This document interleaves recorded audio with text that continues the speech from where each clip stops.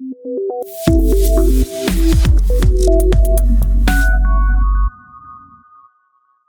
in this particular subtask of the password generator, we're going to add some more updates. Basically, what we're going to be doing is that we're going to take yes or no input from the user, that is whether or not they want special characters or whether or not they want numbers. So yeah, we'll be handling that particular input, and we're going to be using a new concept called .lower, which I'll just get to. So yeah, let's continue. So first, what we're going to be doing in the user input function is we're going to be taking length as an integer input from the user, and then we're going to take use special characters as a boolean input. So what is boolean?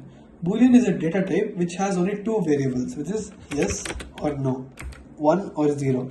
Which is basically means it's like a switch. It's either 1 or 0, which is yes or no. Basically, we're going to take input from the user as to whether they want special characters or not in the form of yes or no. What this dot lower is going to do is going to basically make sure that any input given like this is going to come out like this.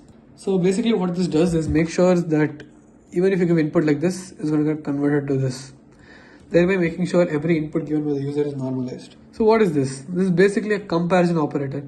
What it does is it compares both values on either side of it.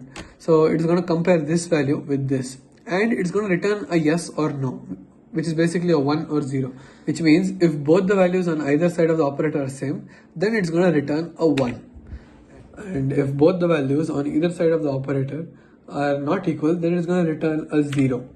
So there can only be two inputs, either they're equal or they're not equal. So based on that, if we're going to get 1 or 0, it's going to be returned later. Similarly, over here, we're going to do the same for use numbers variable. We're going to ask the user whether or not they want numbers, and we're going to compare that with yes. And if it's not yes, it's going to return as no. And then we're going to return the length integer, and then we're going to return this boolean value and this boolean value. And then what we're going to do is we're going to take all these integer boolean values we got here and give it to this generate password function, which we will be seeing in the next task. Now in the main function, what we are going to do is we're going to take all of these as user input. That is basically assign whatever we get from user input to these particular variables. That is, in user input function, we are returning length, use special characters, and use numbers, and each of them respectively will be stored in their particular variable. For example, first we have length over here, and the first variable given over here is length. Hence, the length returned from here will be stored here. Similarly, the use special characters returned from here is stored here. Same for use numbers, which will be stored over here. And after that, what we are going to do is we're going to use a variable generated password, which is then going to pass these variables which we got from the user input function into this.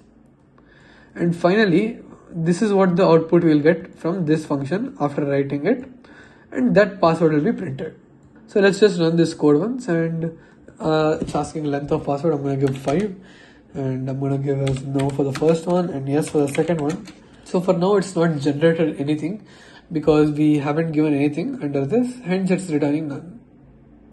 So let's submit and see if it passes all the test cases. So yeah, all the test cases have been passed. Let's move on to the next subtask.